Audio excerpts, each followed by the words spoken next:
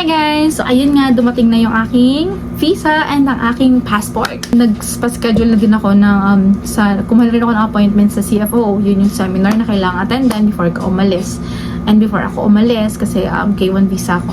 So kailangan ko umattendan. And later, share ko sa inyo kung ano ba yung CFO. So for now, meron ako ditong listahan.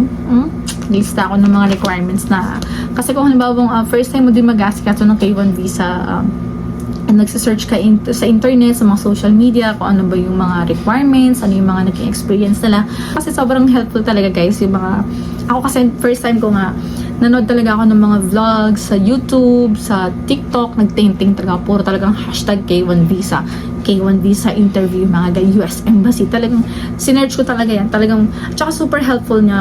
So yun guys, sinabi ko nga kanina, kailangan yung yung mga requirements na kailangan yung dalhin, and kailangan original to lahat, bawal yung photocopy kasi puro original yung hahanapin nila doon. So passport mo, itong wag nyo kakalimutan ng yung passport kasi yan yung sobrang importante kasi kukunin nila yan kapag nakapasa ka sa interview, kasi kukunin nila, dyan nila ilalagay yung visa mo. So your passport, and then your appointment confirmation. Meron naman yung, makikita nyo naman yung list na yan guys kapag nag-apply na kayo ng K1 visa. And then the DS-160, yan, your PSA, kailangan nyo yan.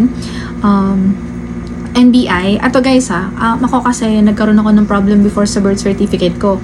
Share ko na lang din, kasi yun sa akin dati, parang wala akong, ang gamit ko nung last name, na nasa birth certificate ko, yung sa mom ko, kasi late sila nagpakasal. So, ang nangyari nun, yung pangalan ko, and then ang naging wala akong last name, parang last name ko noon ipilgido ng nanay ko.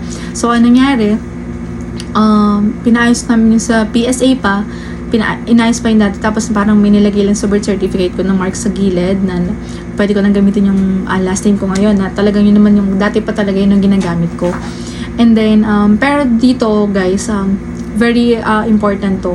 So, kung halimbawa meron kayong mga parang AKA yung magiging tawag dun kasi kailangan nyo magpasa ng NBI. So, dun sa NBI na kukunin nyo guys, yung NBI na kung meron man kayo naging problem before sa pangalan bago nyo siya naayos ngayon, kukunin nyo na din, kumuha na rin kayo ng record sa NBI nung unang, halimbawa may pangalan, katulad ko, ang ginangyari kasi sa akin noon, since hindi ko, yung nasa birth certificate ko nga, wala pa yung last name ko talaga, so kumuha rin ako nung, hindi naman pala kumuha ng second copy, parang dun sa NBI, nilagay lang nila dun yung AKA. So kapag, yun yung, actually kasi nung una, nakakuha na ako ng isang NBI, pero, meron kasi kaming attorney, so, nag-email sa akin yung attorney namin na kailangan daw, kailangan ko pang kumuha ng isang NBI na meron ng AKA, and then yes, nung dun sa embassy, yun yung kinuha sa akin. Imagine kung wala akong dalan, baka nagka-problema ako. Yung may AKA yung kinuha nila. Yeah, yun yung NBI na kinuha nila sa akin. Kung anong nasa PSA nyo, dapat yun yung lalabas din sa NBI. Kung meron kayong AKA, lagay nyo na rin yung pag kumuha kayo ng NBI, palagay na rin yung AKA nyo kung may inayos kayo sa birth certificate. Kasi, syempre, di ba, para sigurado na din, and hindi kayo magkakaproblema kapag nandun na kayo sa interview. Kasi, syempre, sayang kung halimbawa magkaproblema pa kayo, tas pabalik pa kayo ulit, di ba?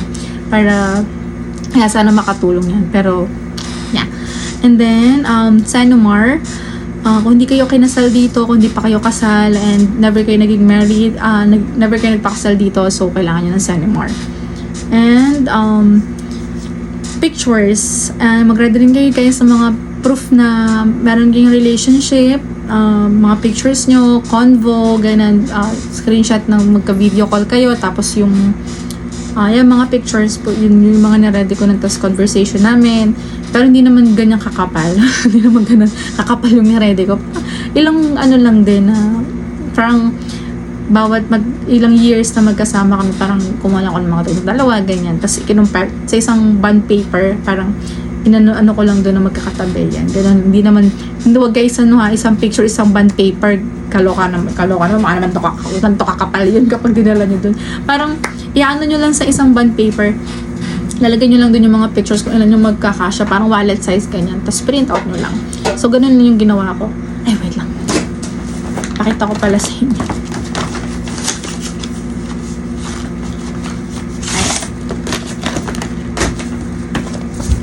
Tada! Ayan, ganyan siya guys. Ganito yung ginawa ko. Cutie. May mga convo, ganyan. Tapos yung mga post ko na merong year, yan. Ayan. Tapos yung sa convo namin, ayan. Ganyan. Ganyan lang yung ginawa ko, yan. May mga way back 2013 pa talaga to. Bago pa lang kami. Yan. Ganyan lang yung ginawa ko.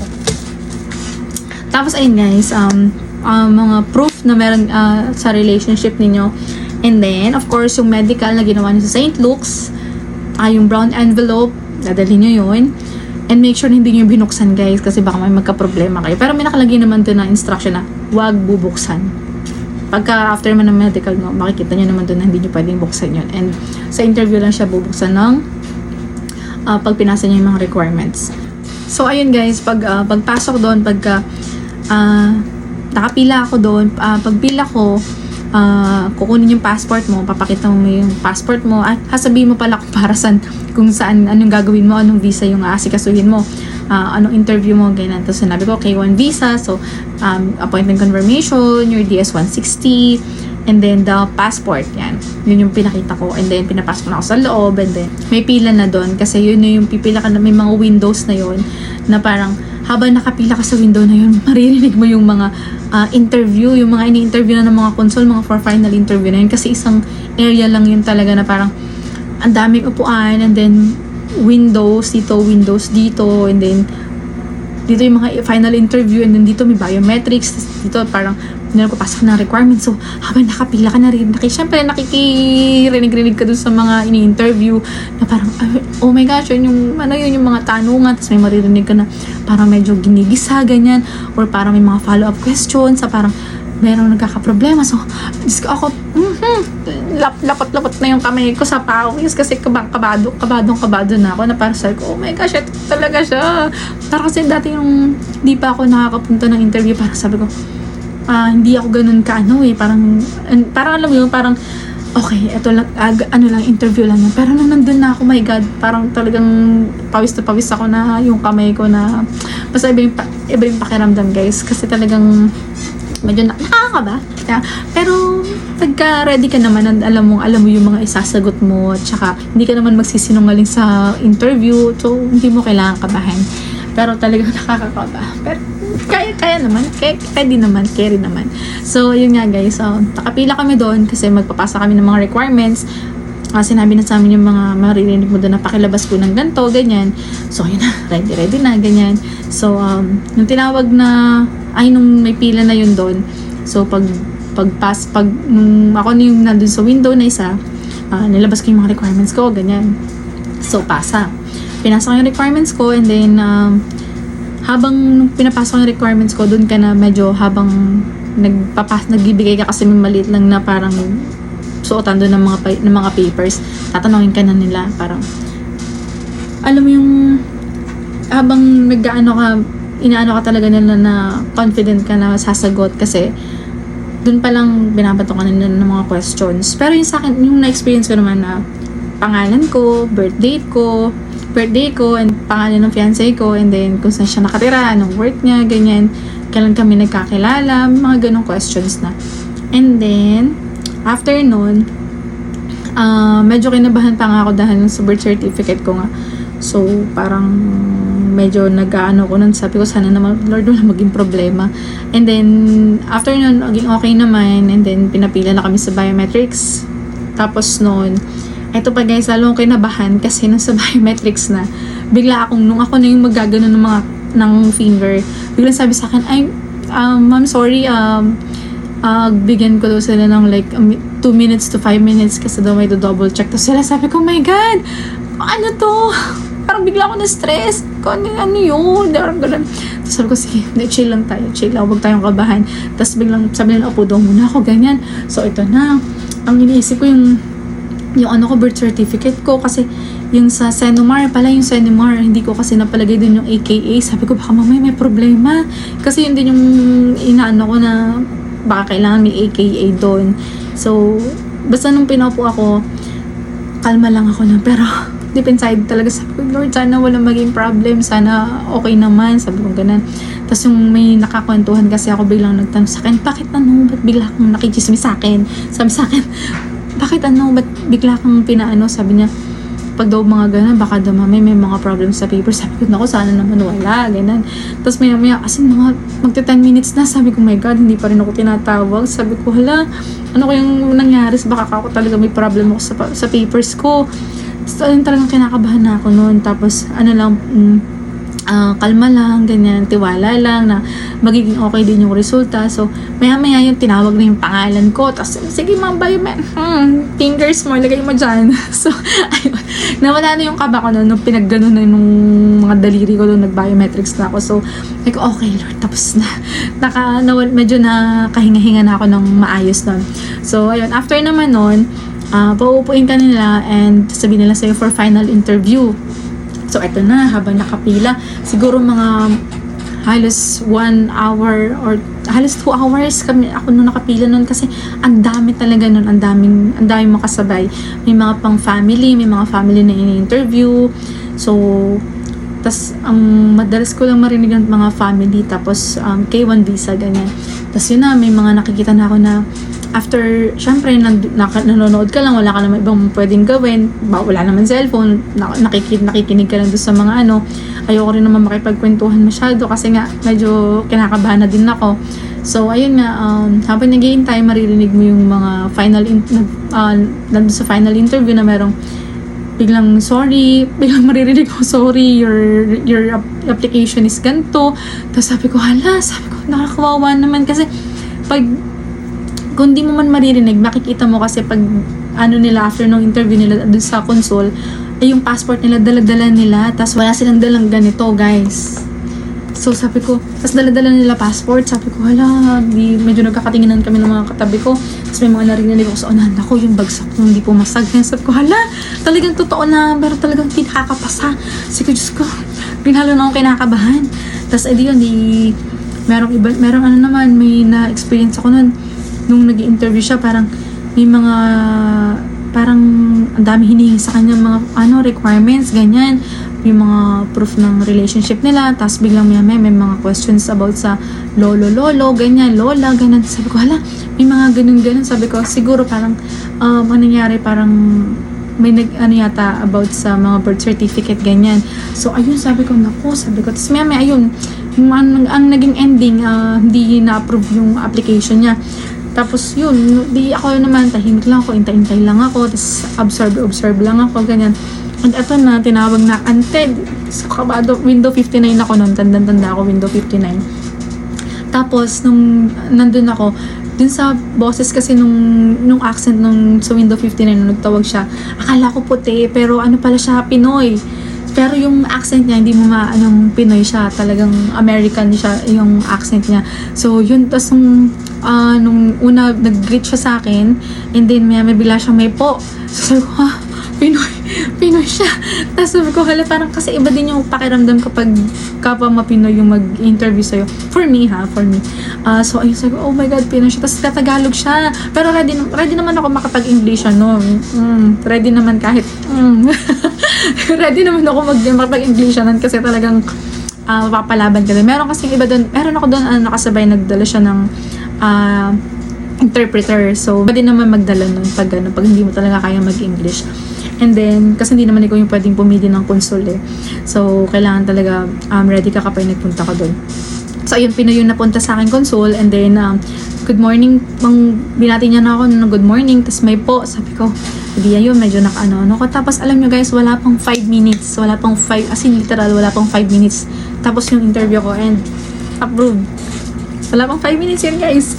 Yan, as talagang, parang, tinanong nila sa akin, full name ko, birthday ko, saan ako nakatira, and then, saan ako pupunta sa US, and then, ano pangalan ng fiancé ko, paano kami nagkakilala, kailan yung birthday niya, and then, anong work niya, ganyan, and then, kailan daw kami, kailan yung palak namin magpakasal, and then, yes, sumagot lang ako ng sumagot, and sabi niya sa akin, congratulations, your application is, ganda, approve na yung application ko. Ganda, sabi ko, oh my gosh. Alam mo, sabi ko, iba pala talaga yung pakiramdam. So, parang hindi ko alam kung maiiyak ba ako noon. Alam mo, okay. Pero hindi guys, iba talaga yung pakiramdam. Kasi talagang, nung sinabi sa akin, approve yung application ko, as in talagang, yung heart ko, ay, kumalma, biglang nawala yung talagang kaba. Yun, tapos yung sinabi sa akin na, congratulations, ganyan. And then, may mga hindi ko na masyado narinig yung mga sinabi niya, basta congratulations na yung narinig ko.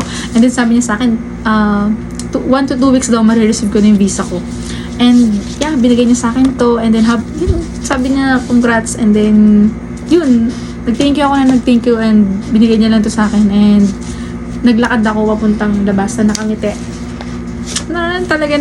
Talagang makikita mo sa mukha ko na, ay, nakapasa mo sa interview habang naglalakad ako, kasi makikita mo talaga sa expression ng face ko na I did it. So yun guys, and yeah, ayun, nakapasa na ako, and ito pa nga ang nangyari. So intay kami ng intay. So yung dun sa anak ko, 2 weeks pa lang dumating na yung passport niya. Pero ang sabi sa amin nun, yung US passport niya, 6 to 8 weeks daw. Pero 2 weeks pa lang dumating na. So, eto na, yung visa ko, 1 to 2 weeks. Ganyan, sabi, 1 to 2 weeks daw yun. And then, first week, intay. Second week, guys, wala pa. Wala pa rin yung, wala pa rin yung passport and visa ko. So, eto na. Sabi ko, hala, bakit wala pa? So, ano nangyari, tumawag ako sa LBC, parang nag-email pa ako, ganyan, na parang patrack ng passport ko, yung pala, wala pa naman sila itatrack kasi nasa US Embassy pa. Basta ang dami ko nang tawagan, tapos kinakabahan ako, sabi ko kasi baka mamaya may naging problema, ganyan. Tapos kasi ang dapat balak namin, sasabay na kami pag-alis sa fiancé ko, pero since nga ang na-delay yung visa ko, ang nangyari, hindi na kami nakasabay ko, so kami na lang ni baby yung magsasabay pag-alis. And then, sabi ko, 3 weeks na, wala pa din guys, talagang, pero nakapag-email na ako sa US Embassy, sa visa, basta dun sa, kung na narating ko.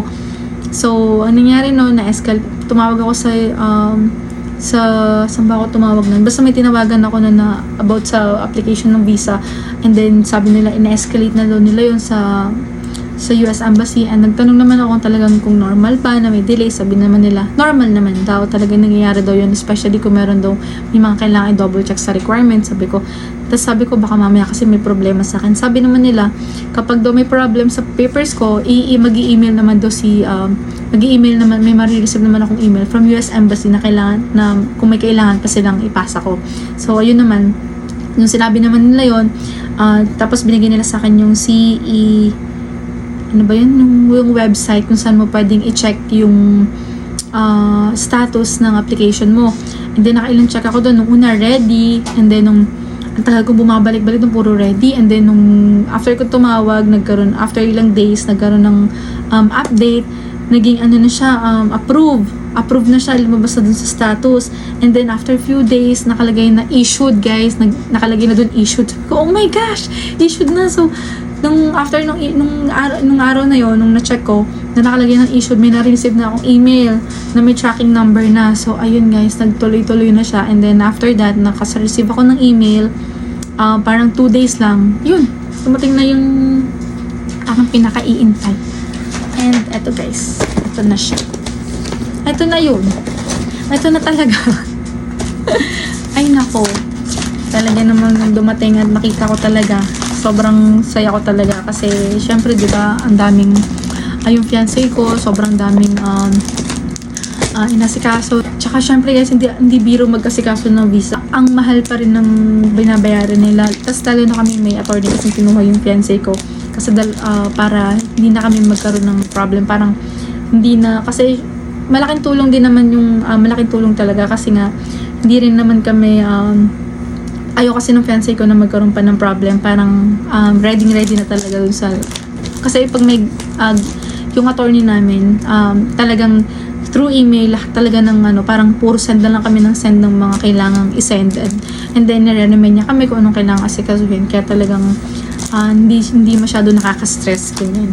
So ito na guys, ito na yung dumating. Yes, ang tagal ko nitong nintay. Oh my gosh. Yeah, ito na siya. And kinuha ko yung, nandito yung passport ko noon. And then, bawal kasi siyang i-open. So, ang ginawa ko nun dito, nanood ako ng mga vlog, talagang helpful, very super helpful nun guys. Kasi yung sa akin, ang pinili ko kasi nun for di-deliver dito sa bahay. Pero pwede ko mo namang pick upin or for delivery. So, nagbayad pa kami ng 440 yata yun kapag i-deliver sa bahay. So, eto, bawal tong buksan. Bawal tong buksan guys. Eto, bawal siyang i-open. So, ang nangyari no, nandito yung passport ko. Kumuha lang ako ng gunting and then nag-cut lang ako dito no, sobrang ano lang talaga na kung saan kakasya lang yung passport para makuha ko siya. Yeah, bawal siyang i-open. Ito na yung pwede mong buksan. And then after nun, tinape ko siya. Pinanood ko din yun sa mga vlogs kung paano nila in-open to. And yes, yun yung ginaya ko. Ganun din talaga nila in-open yung paano nila kinuha yung mga passport nila. Kaya talagang super helpful guys. Kapag talagang wala kayong idea, search lang kayo sa YouTube at saka sa TikTok. Talagang nakakatulong siya. Siyempre, pag nakita niyo itong video ko, diba, at least, bawal buksan. Bawal i-open. Bawal. Kakat ka lang dito and then pwede mo dun kunin yung kakasya lang talaga yung passport mo and then take mo lang ulit. That's it. Nagpa-schedule may appointment na ako and then sa ilang days na lang appointment ko na sa CFO. Sa Manila siya and seminar yon and nag-ready din ako ng mga requirements and share ko din sa inyo guys kung ano yung magiging experience ko sa seminar ko sa Manila and yeah, and to ano yung mga kailangan dahil share ko din sa inyo. Tip. Double check lahat ng requirements guys. Especially yung NBI, yung sinasabi ko sa inyo, NBI, tsaka yung Senomar, basta kung ano nasa birth certificate nyo, ano nasa PSA nyo, dapat yun din yung nasa passport nyo, and NBI nyo guys. Yung very important talaga, para hindi kayo magkaroon ng problem. Sa mga bago pa lang mag-apply ng K1 visa, good luck sa inyo, and see you sa aking next vlog, and share ko din sa inyo guys yung magiging experience ko sa aking seminar, and yeah, that's it. Don't forget to huwag nyo naman kalimutang i-follow yung Facebook ko, yung YouTube ko, TikTok ko. Yeah, follow nyo naman, di ba? May mga makuha pa kayong mga information na kailangan dito. And yeah, guys, yun lang. And bye!